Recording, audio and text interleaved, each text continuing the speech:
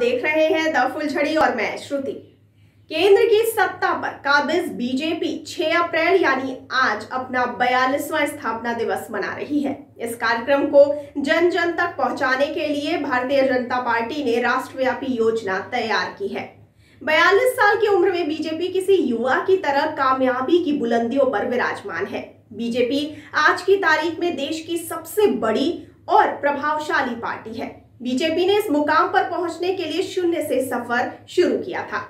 आजादी के बाद भारतीय जनसंघ से आगाज किया और जनता पार्टी बनते हुए 6 अप्रैल सन 1980 को बीजेपी की बुनियाद पड़ी। ऐसे में आज हम आपको बीजेपी के बारे में वे दिलचस्प बातें बताएंगे जिसे आपको जानना चाहिए। सबसे पहले आपको बताते चलें कि बीजेपी का मौजूदा चुनाव चिन्ह कमल का फूल है, जबकि भारतीय जनसंघ का चुनाव निशान दीपक हुआ करता था। जी हाँ, सन 1952 से 1977 तक इसी चुनाव चिन्ह पर पार्टी लोगों से वोट मांगती रही है। हालांकि अब कमल के फूल को बीजेपी हिंदू परंपरा से जोड़कर देखती है और अब यही पार्टी की पहचान है। आगे आपको बताते चलें कि राष्ट्रीय स्वयंसेवक संघ यानी आरएसएस को बीजेपी का मातृ संगठन माना जाता है। बीजेपी के ज्यादातर बड़े नेता आरएसएस से जुड़े हैं। बीजेपी के संगठन मंत्री के पद पर हमेशा से आरएसएस से जुड़ा हुआ व्यक्ति ही रखा जाता है। बीजेपी के केंद्रीय संगठन से लेकर प्रदेश और जिले संगठन में इसी प्रक्रिया को अपनाया जाता है। आगे आपको बता दें कि सन 1989 में कांग्रेस को सत्ता में आने से रोकने के लिए बीजेपी और वाम मोर्चा एक साथ आए थे। जी हाँ, बीजेपी और लेफ्ट ने वीपी सिंह के नेतृत्व वाली जनता दल को समर्थन दिया था, लेकिन दोनों ही दल सरकार में शामिल नहीं हुए। सन 1989 के चुनाव में बीजेपी 89 सीट जीत कर आई थी, जो आजादी के बाद से सबसे बेहतर प्रदर्शन रहा था। आगे आपको बता दें कि जनसंघ से जुड़े हुए नेताओं को पहली बार सन 1977 में जनता पार्टी की सरकार में सत्ता में आने का मौका मिला। अटल बिहारी वाजपेयी विदेश मंत्री बने थे, लेकिन यह सरकार बहुत ज्यादा समय तक नहीं चल सकी।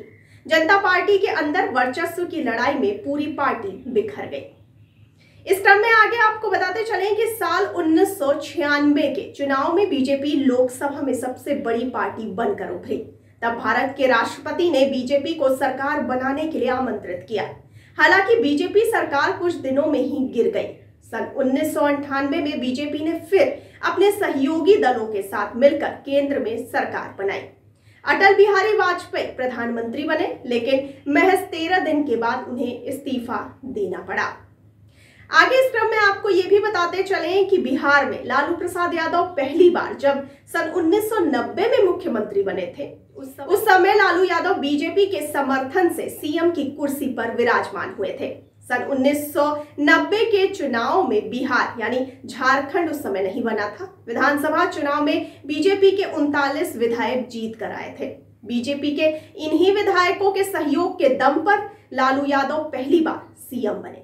आपको यह भी बता दें कि बीजेपी के लिए कांग्रेस विरोध की राजनीति बेहद अहम रही है। जनसंघ के दिनों में जवाहरलाल नेहरू का विरोध जनसंघ संस्थापक श्यामा प्रसाद मुखर्जी ने किया।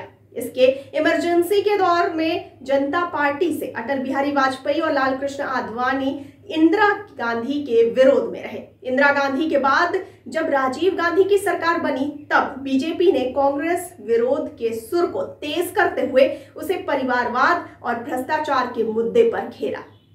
आपको बता दें कि बीजेपी छोड़कर अपनी पार्टी बनाने और दूसरी पार्टी में गए नेता सफल नहीं रहे हैं। इतना ही नहीं, कल्याण सिंह से लेकर उमा भारती और केशु भाई पटेल ने बीजेपी से अलग होकर अपनी पार्टी बनाई, लेकिन बाद में दोबारा से घर वापसी की और अपनी पार्टी का बीजेपी में विलय कर दिया।